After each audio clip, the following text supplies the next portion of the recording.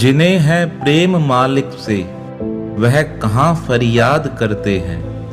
लबों पर रहती खामोशी दिलों में याद करते हैं।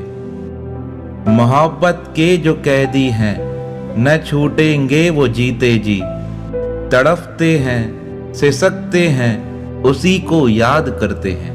तड़पते हैं सिसकते हैं उसी को याद करते हैं।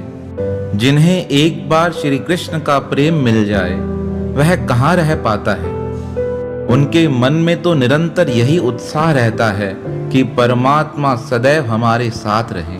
भक्तों की अवस्था बड़ी विचित्र होती है। जीवन में कितना भी दुख मिले घबराते नहीं, बस एक ही लालसा होती है, भगवान का दर्शन हो जाए। कबीरा सब तन खाइयो चुन चुन खाइयो मांस, मेरे दो नैना मत खाइयो मुझे पिया मिलन की आस। प्रियतम की आस में भक्त यही कहता है कि मेरा शरीर भले समाप्त हो जाए पर इन आंखों से प्रभु का दर्शन मिल जाए। पर एक भक्त ऐसे हुए जिन्होंने प्रभु की चाह में अपने सुंदर नेत्रों को अपने हाथों से ही फोड़ डाला। कितना विचित्र यह दृश्य रहा होगा। भगवान कैसे सहन कर पाए होंगे अपने भक्त का यह दर्द। पर भक्त तो भक्त होते हैं ना, परमात्मा स्वयं उनका सहायक बन जाता है। आज ऐसे ही एक भक्त का पावन चरित्र है जिनका जन्म दक्षिण भारत के एक छोटे से प्रांत में हुआ। माता पिता बड़े उच्च कुलीन ब्राह्मण थे। भक्त राज को अपने परिवार से बड़ी सुंदर शिक्षा प्राप्त हुई थी। ब्राह्मण कुल से थे तो सदाचार तो उनके जीवन में बसा ही हुआ था। ऐसे परम भागवत श्री भक्त जी का नाम था बिल्व मंगल। जैसा नाम था वैसे ही उनके दिव्य कर्म थे। बिल्व मंगल जी धीरे धीरे अपने घर में बढ़ने लगे। इतने विद्वान हो गए कि समस्त शास्त्रों का ज्ञान इन्हें स्वतः ही प्राप्त हो गया। थोड़े समय पश्चात इनके माता पिता का देहांत हो गया। अब माता पिता का साया जिसके जीवन से उठ जाता है ना, उस बालक की स्थिति अनाथों जैसी हो जाती है। बिल्व मंगल पारिवारिक संस्कारों से तो बड़े विद्वान थे, पर कहते हैं ना, संग इतना असर डालता है हमारे जीवन पर कि अच्छे अच्छे लोगों की संगति बिगड़ जाती है। बिल्व मंगल जी के साथ भी ऐसा हुआ। उन्हें कुछ खराब लोगों का संग मिल गया और संग ऐसा खराब मिला कि जो संपूर्ण संस्कार में जीवन था उस जीवन से ही भ्रष्ट हो गए। माता पिता का देहांत हो चुका था। अपने खराब दोस्तों की संगत में आकर वह एक वैश्या के प्रेम में पड़ गए और वैश्या का प्रेम इनके मस्तिष्क पर इतना हावी हो गया कि अब तो एक दिन भी उस वैश्या को देखे बिना यह रह ही नहीं पाते थे। रोज का नियम बन गया, रात्रि के समय वैश्या के घर पे जाकर ही आराम करते थे। एक दिन परिवार के कुछ लोगों ने कहा, आज पिताजी का श्राद्ध है, आज तुम कहीं नहीं जाना। पर मन कहाँ मानने वाला था। मन तो जहाँ एक बार अटक जाए अटक ही जाता है। यह विचार करने लगे किस प्रकार यह श्राद्ध पूरा हो और मैं जल्दी जाकर अपने प्रियतमा से मिलूं। घर वालों ने बहुत समझाया, बिल्व मंगल आज का दिन घर ही रहना, कहीं नहीं जाना, पर यह मानने को तैयार ही नहीं थे। पिताजी का श्राद्ध पूर्ण हुआ। यह तो तैयारी कर अपने प्रियतमा के पास जाने लगे। तभी किसी ने कह दिया, कितनी तेज बरसात पड़ रही है और इतना ही अगर गृहस्थ जीवन का शौक है तो अपनी गृहस्थी क्यों नहीं बसा लेते हो।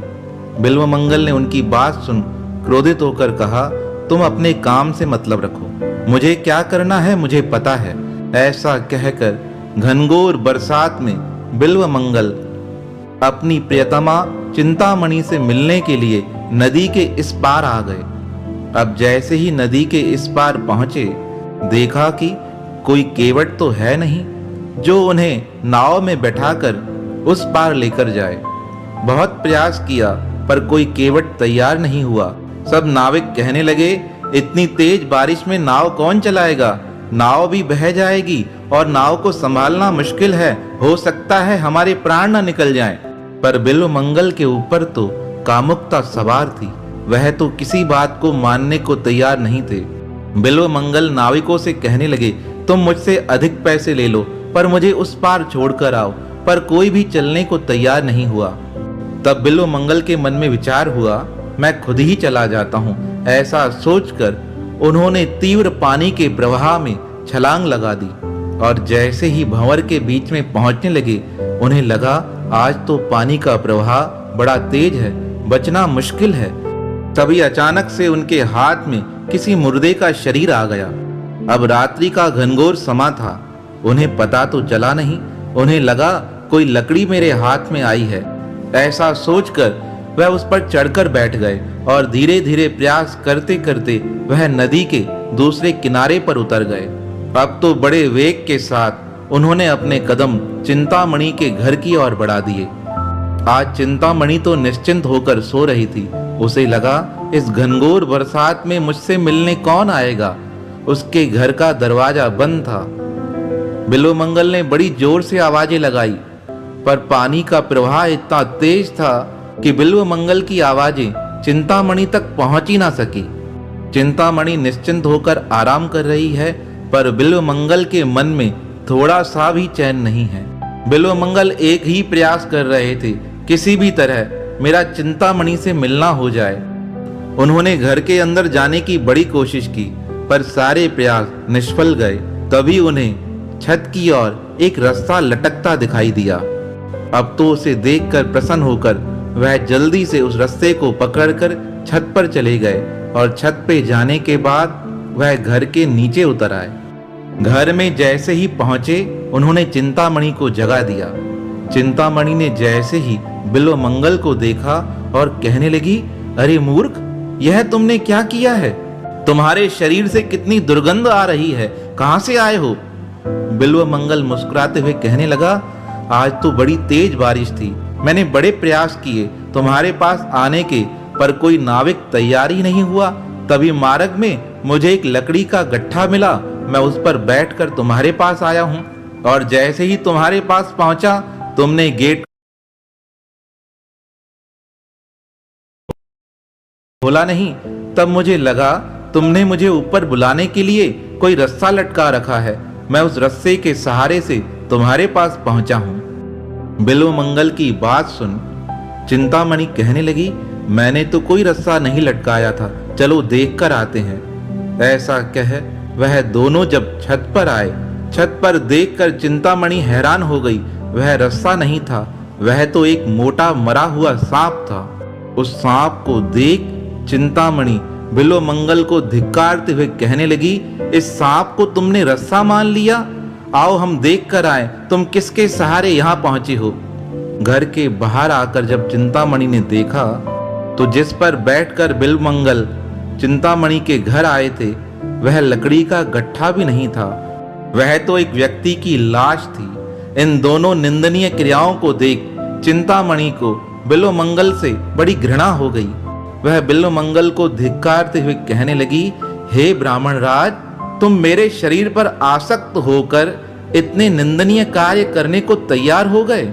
इस घनघोर रात्रि में जब सारा संसार विश्राम कर रहा है, तुम्हारे मन को आराम नहीं है। मेरे पर जितना तुम आसक्त हो, इससे अगर थोड़ा भी तुम श्री श्याम सुंदर पर आसक्त हो जाते तो तुम्हारा कल्याण हो जाता।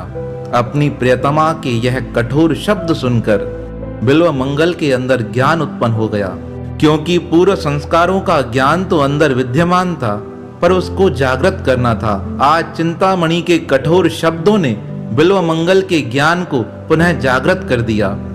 बिल्वमंगल हाथ जोड़कर चिंतामणि के पैरों में बैठ कहने लगे, हे देवी, आज से तुम मेरी गुरु हो। मैं कल ही सब कुछ त्याग कर परमात्मा की खोज में निकल जाऊंगा। चिंतामणि कहने लगी, तुम कहीं जाओ या ना जाओ, पर मैं कल हरिद्वार चली जाऊंगी। ऐसा कहकर दूसरे दिन प्रातःकाल चिंतामणि तो परमात्मा की खोज में हरिद्वार की ओर चली गई और भक्त बिल्वमंगल श्री कृष्ण की खोज में भारत के महान संत सोमगिरी जी के पास आ गए। एक वर्ष अपने गुरुजी के पास रहकर उन्होंने सच्चे भाव से अपने गुरुदेव की सेवा की। उनके पूर्ण गुरुदेव ने उन्हें श्री कृष्ण तत्व के बारे में समझाया। अब तो श्री कृष्ण से इतना प्रेम हो गया, उन्होंने गुरुजी से आज्ञा लेकर कहा, हे गुरुदेव, मैं आपकी आज्ञा से वृंदावन की ओर जाना चाहता हूँ। अब शेष जीवन वहीं पर व्यतीत करूंगा। गुरुजी ने आज्ञा दे दी। भक्त बिल्व मंगल परमात्मा का सिमरन करते करते वृंदावन की ओर आने लगे। तभी मार्ग में एक विचित्र घटना घटित हुई। भक्त राज किसी कुएं पर पानी पीने गए। जैसे ही वहां पानी पीने लगे, तभी एक सुंदर सी कन्या उस कुएं पर स्नान करने आई। उस स्त्री का रूप देखकर बिल्व मंगल जी पुनः मोहित हो गए। बिल्व मंगल उस सुंदर स्त्री को देख मन में विचार करने लगे, काश यह मेरी मन की इच्छाओं को पूर्ण कर पाती। दूषित विचार मन में पुनः जागृत हो गए। वह स्त्री कुएं पर आई, उसने स्नान किया। स्नान कर वह अपने घर जाने लगी। अब तो बिल्व मंगल भी उसके पीछे हो लिए। जैसे ही स्त्री अपने घर के अंदर चली गई, बिल्व मंगल उसके घर के बाहर बैठ गए। उस स्त्री का पति बड़ा भगवत भक्त था। वह बाहर आकर पूछने लगा, हे संतराज, आप कहाँ से आए हैं? आपको किस चीज की आवश्यकता है? तब बिल्व मंगल सच्चे हृदय से परमात्मा को प्रार्थना कर कहने लगे, मैं जो कहूँगा सच कहूँगा। अब जैसे भी स्वीकार हो, आपको स्वीकार हो। बिल्व मंगल ने उस सदग्रस्त से कहा, मैं निरंतर श्री कृष्ण का चिंतन करता हूँ, पर आज मेरे मन में तुम्हारी स्त्री को देख दूषित भावना आ गई है। मैं उसे दूर नहीं कर पा रहा हूँ। मेरे मन की इच्छा है, मैं उससे मिलना चाहता हूँ। बिल्व मंगल की बातें सुन उस सदग्रस्त को क्रोध नहीं आया। उन्होंने अपनी धर्मपत्नी से कहा, तुम जल्दी से श्रृंगार कर संतों की सेवा करो। अब वह पतिव्रता स्त्री तो अपने पति की आज्ञा मान श्रृंगार करने चली गई। यहाँ बिल्व मंगल मन में विचार करने लगे, मेरी बुद्धि कितनी दूषित है। एक बार तो चिंतामणि के प्रेम में आसक्त हो मैं अपने जीवन को खराब कर चुका हूँ, आज पुनः मैं अपने जीवन को खराब करने जा रहा हूँ। ऐसे अनेक विचार भक्त बिल्व मंगल के मन में उठने लगे। जैसे ही वह स्त्री श्रृंगार कर भक्तराज के समीप आई, तब भक्तराज ने कहा, हे माता, मुझे किसी चीज की आवश्यकता नहीं है। अगर तुम मेरी इच्छा पूर्ण कर सकती हो तो मुझे 2 लोहे की कीलें लाकर दे दो। बिल्व मंगल की यह बातें सुन वह स्त्री अपने कक्ष से 2 लोहे की कीलें लेकर आई। उन्हें बिल्व मंगल को देते हुए कहा, हे भक्तराज, यह रही 2 कीलें। भक्तराज ने वह 2 लोहे की कीलें अपने हाथों में उठाई और हाथों में उठाकर उन कीलों को अपनी आंखों के अंदर डाल दिया। जैसे ही वह लोहे की कीलें आंखों के अंदर गई, आंखों से रुधिर का गुब्बारा फूट गया। वह स्त्री डरते हुए अपने पति के पास आकर कहने लगी, देखिए यह भक्त जी ने क्या कर दिया है, अपनी आंखों में लोहे की कीलें डाल दी हैं। वह सदग्रस्त रोते हुए कहने लगा, भक्तराज, यह आपने क्या किया है? तब बिल्व मंगल कहने लगे, मैंने दोषी को सजा दे दी है। दोषी को दंड देना हमारा धर्म है। वह सदग्रस्त रोते हुए पूछने लगे, आपने अपनी आंखों को यह दंड क्यों दिया है? तो बिल्व मंगल रोते हुए कहने लगे, इन आंखों का धर्म था परमात्मा को देखना, श्री कृष्ण की चाह करना, पर इन दोनों आंखों ने संसार पे आसक्त हो मेरे जीवन को ही खराब कर दिया था। इसलिए मैंने विचार किया, ना यह आंखें रहेंगी, ना किसी वस्तु को देख इनके मन में कोई चाह जगेगी। ऐसा सोचकर मैंने इन आंखों को फोड़ दिया है। दोनों पति पत्नी कहने लगे, आप धन्य हो। तब भक्तराज कहने लगे, धन्य मैं नहीं, धन्य आप हो, क्योंकि आपके द्वारा ही मुझे यह ज्ञान प्राप्त हुआ कि संसार की सुंदरता क्षणभंगुर है। अब तो वह भगवत भक्त दंपति कहने लगे, आप हमारे घर रहकर विश्राम कीजिए। बिल्व मंगल ने कहा, अब तो मुझे परमात्मा की खोज में वृंदावन जाना है। ऐसा कहकर बिल्व मंगल उनके घर से बाहर निकल आए। अब तो बिल्व मंगल निकल चले वृंदावन में श्री कृष्ण की खोज के लिए। अब आंखें तो देख नहीं पाती थी, पर बिना आंखों के मार्ग पर कैसे चला जा सकता है? अब तो बिल्व मंगल जी को चलने में बड़ी तकलीफ होने लगी। कहीं पर मार्ग में कोई गड्ढा आए, उस गड्ढे में गिर जाते, कभी कोई जानवर इन्हें आकर चोट पहुंचा कर जाता। इस प्रकार धीरे धीरे करते वह एक वन में आकर बैठ गए। जैसे ही उस घनघोर जंगल में आकर पहुंचे, भगवान श्री कृष्ण को अपने भक्त पर दया आ गई। वह एक छोटे बालक का रूप बना बिल्वमंगल जी के पास आकर कहने लगे, अरे भक्तराज, इस जंगल में कैसे पहुंच गए हो? कुछ दिखाई नहीं देता क्या? उस बालक की आवाज सुन भक्तराज कहने लगे, मेरे नेत्र फूट गए हैं। अब तो मन में श्री कृष्ण की चाह है। वह छोटा बालक पूछने लगा, कृष्ण तो बाद में मिलेंगे, पहले ये बताइए भोजन खाया है? बिल्वमंगल कहने लगे, 2 दिन से कुछ भी नहीं खाया है। पानी भी मैंने मार्ग पर जो बह रहा था उसे पी लिया है। भगवान को दया आ गई। वह छोटे बालक के रूप में बहुत सारा भोजन बनाकर बिल्वमंगल को अपने हाथों से खिलाने लगे। श्री कृष्ण के हाथों का स्पर्श पा बिल्वमंगल सोचने लगे, ऐसा बालक तो आज तक मैंने कभी देखा ही नहीं है। कितना सुकोमल है और कितना मधुर बात करता है। बिल्वमंगल ने पूछा, कहाँ रहते हो? वह बालक कहने लगा, यहीं नजदीक रहता हूँ। जब तक इस वन में रहोगे तुम्हें भोजन खिलाता रहूंगा।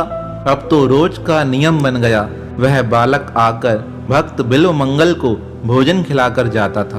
एक दिन वह बालक पूछने लगा, जाना कहाँ है और यहाँ अटक क्यों गए हो? बिल्वमंगल ने कहा, वृंदावन के लिए निकला था, पर अब आंखें तो खराब हो गई हैं, इसलिए जा नहीं पा रहा हूँ। अब एक ही इच्छा है, श्री कृष्ण के दर्शन यहीं मिल जाएं। बालक कहने लगा, तुम चाहो तो मैं लेकर चलूं? बिल्वमंगल ने कहा, कैसे लेकर चलोगे? तुम्हारे माता पिता तुम्हें डांटेंगे नहीं? अब वह बालक तो थे भगवान श्री कृष्ण। वह कहने लगे, मेरा कोई माता पिता है ही नहीं। बिल्वमंगल ने कहा, ऐसे कैसे हो सकता है? तुम्हारे माता पिता नहीं है? कहा, नहीं, माता पिता नहीं है। मैं खुद अपनी संभाल करता हूँ, गाय चराता हूँ, भक्तों की सेवा करता हूँ, जो बुलाता है उसके पास पहुंच जाता हूँ। बिल्वमंगल ने कहा, फिर मेरे साथ चलोगे वृंदावन? वह बालक कहने लगा, तभी तो पूछ रहा हूँ। बिल्वमंगल ने कहा, मैं तुम्हारे साथ चलने को तैयार हूँ।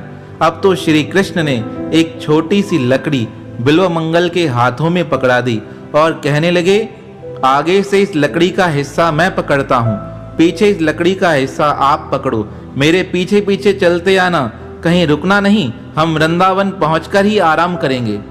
बिल्वमंगल ने कहा, वृंदावन इतना नजदीक है क्या जो एक दिन में पहुंच जाएंगे? वह बालक कहने लगा, अरे क्यों चिंता करते हो? सवाल बहुत पूछते हो। तुम चलना प्रारंभ करो, मैं तुम्हें वृंदावन लेकर चलता हूँ। अब तो जैसे ही बिल्वमंगल ने भगवान श्री कृष्ण की लकड़ी पकड़ चलना प्रारंभ किया, मुश्किल से थोड़े समय में ही वह वृंदावन पहुंच गए। छोटे बालक ने कहा, भक्तराज, वृंदावन आ गया है। बिल्वमंगल ने जैसे ही सुना वृंदावन आ गया है, उन्होंने लकड़ी का हिस्सा अपनी ओर खींचा और जैसे ही लकड़ी का हिस्सा अपनी ओर खींचने लगे, उस बालक का हाथ भी बिल्वमंगल के हाथों में आ गया। बिल्वमंगल पूछने लगे, सच्ची सच्ची बताओ, तुम कौन हो जो मुझे इतना जल्दी वृंदावन लेकर आए हो? वह बालक मुस्कुराते हुए कहने लगा, अरे आपको बताया जो मेरे माता पिता नहीं है, जो मुझे याद करता है मैं उसके पास पहुंच जाता हूँ। अब तो बिल्वमंगल का विश्वास पक्का हो गया और आंखों में आंसू लाकर कहने लगे, हे कृष्ण, तुम हो, तुम मेरे हो। तभी वह बालक हाथ छुड़ाकर भाग गया। जैसे ही उसने बिल्वमंगल का हाथ छुड़ाया, बिल्वमंगल के मुख से अचानक से यह शब्द निकल गए, बाह छुड़ाए जात हो निबल जान के मोहे, हृदय से जब जाओगे सबल जानूंगो तोहे। श्री कृष्ण ने कहा, क्या कहते हो? बिल्वमंगल कहने लगे, अरे हाथ छुड़ाकर जा रहे हो, हाथ छुड़ाने में कोई दम नहीं है। जब तुम मेरे हृदय से निकल जाओगे तब तुम्हें बलवान मानूंगा। भक्त की ऐसी बातें सुन श्री कृष्ण दौड़कर भक्तराज के पास आए और उन्हें हृदय से लगाकर कहने लगे, तुम भक्तों के हृदय से तो मैं कभी बाहर जा ही नहीं सकता हूँ। हे भक्तराज, अब तुम यहीं वृंदावन में रहकर मेरी भक्ति करो। तुम जब भी मुझे बुलाओगे मैं आ जाऊंगा, पर मेरे बारे में किसी से कहिएगा नहीं। और भक्तराज, एक बात और है, तुम्हारे भोजन का प्रबंध मैं खुद ही करके जाऊंगा। ऐसा कहकर श्री कृष्ण अदृश्य हो गए। अब तो बिल्वमंगल वृंदावन में रहकर श्री कृष्ण का सुमरन करने लगे। बहुत समय पश्चात चिंतामणि को खबर मिली, बिल्वमंगल जी को श्री कृष्ण के दर्शन हुए हैं। ऐसी बात का विचार कर वह भक्तराज से मिलने आई और जैसे ही उसने भक्तराज को आवाज दी, भक्तराज दौड़कर चिंतामणि के पैरों में गिर गए।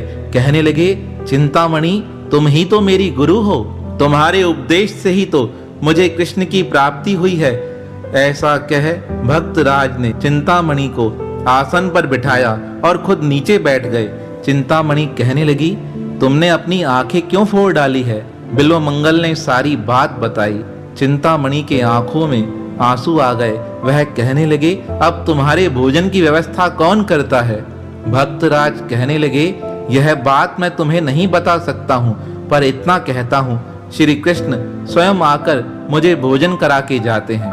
अभी इस प्रकार बातें चल ही रही थी कि एक छोटा बालक अपने हाथों में भोजन लिए भक्तराज के पास आया और कहने लगा, भक्तराज, यह भोजन कीजिए। आज बिल्वमंगल कहने लगे, मैं अकेला नहीं हूँ, मेरे गुरुजी भी मेरे पास आए हैं, इनके भोजन की व्यवस्था भी करो।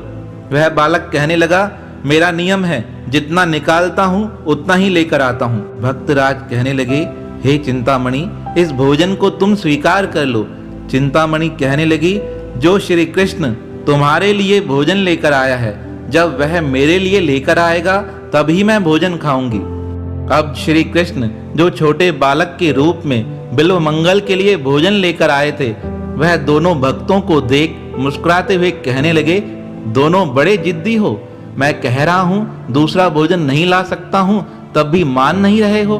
बिल्वमंगल मुस्कुराते हुए कहने लगे, तुम्हारे लिए क्या संभव है, जल्दी से गुरुजी के लिए भोजन लेकर आओ। अब तो श्री कृष्ण भक्त का आदेश मान और अधिक खाना लेकर भक्त के समक्ष उपस्थित हो गए। भक्तराज कहने लगे, चिंतामणि, यह जो भोजन लेकर आया है ना, यही श्री कृष्ण है। बिल्वमंगल की बात सुनकर चिंतामणि रोते हुए उस बालक को पकड़ते हुए कहने लगी, हे कृष्ण, एक बार तो मुझे उस रूप का दर्शन करा दो, जिस रूप के दर्शन करने के पश्चात जन्म मरण का चक्कर समाप्त हो जाता है। अपने भक्त का विशेष आग्रह मान श्री कृष्ण अपने असली रूप में आ गए।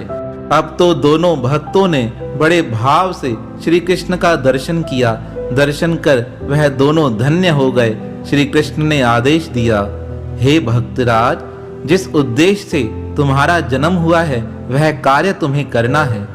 बिल्वमंगल कहने लगे, हे प्रभु, मुझे आदेश कीजिए, मुझे कौन सा कार्य करना है? भगवान ने आदेश दिया, हे बिल्वमंगल, तुम्हें मेरे और राधा के प्रेम के ऊपर एक पुस्तक लिखनी है। उस पुस्तक का नाम होगा श्री कृष्ण करुणा अमृत। और ऐसा कहकर परमात्मा अंतर ध्यान हो गए। बिल्वमंगल ने उस शास्त्र को लिखना प्रारंभ किया और जैसे ही शास्त्र लिखा गया, बिल्वमंगल विचार करने लगे, पहले किसकी वंदना की जाए। मन में विचार उठा, पहले तो गुरुदेव की वंदना की जाती है, मेरी गुरुदेव तो यह चिंतामणि है। ऐसा सोचकर उन्होंने जो शास्त्र में पहला मंत्र लिखा, उस मंत्र का पहला पद था, जयति चिंतामणि। भक्त बिल्वमंगल की ओर से पहला यह पद अपने गुरुदेव को समर्पित था, पर दूसरे अर्थों में इस पद का अर्थ था, जो समस्त चिंताओं का हरण करने वाले हैं, जो श्री कृष्ण जगत को चलाने वाले हैं, जिनकी इच्छा से ही संपूर्ण संसार चलायमान है, उनके पावन श्री चरणों में हमारा बारंबार प्रणाम है। भक्तराज की पुस्तक संपूर्ण हुई। भक्तराज द्वारा लिखा गया यह शास्त्र समस्त संसार में विख्यात हो गया। लोग इसे पढ़कर राधा तत्व को जानने लगे, श्री कृष्ण को प्राप्त करने लगे। सब और भक्तराज की जय जयकार होने लगी। कहते हैं, जब बिल्वमंगल जी का शरीर शांत हुआ तो परमात्मा स्वयं आए थे उनका संस्कार करने। एक छोटे बालक का रूप बना वह उस शमशान घाट में उपस्थित हो गए थे। लोगों ने कहा, तुम कौन हो? वह कहने लगे, मैं इनका पुत्र हूँ, इन्होंने ही मुझे पाल पोस कर बड़ा किया है। कहते हैं, भगवान श्री कृष्ण ने अपने हाथों से भक्त बिल्वमंगल जी का संस्कार किया था। कितने धन्य होते हैं ऐसे भक्त, परमात्मा सदा जिनके साथ रहता है। और कितनी महान होती है ऐसे भक्तों की भक्ति, जिन्होंने श्री कृष्ण की चाह में अपनी आंखों को ही फोड़ डाला। तो ऐसे भक्त भगवान के पावन श्री चरणों में हमारा बारंबार प्रणाम है, प्रणाम है, प्रणाम है।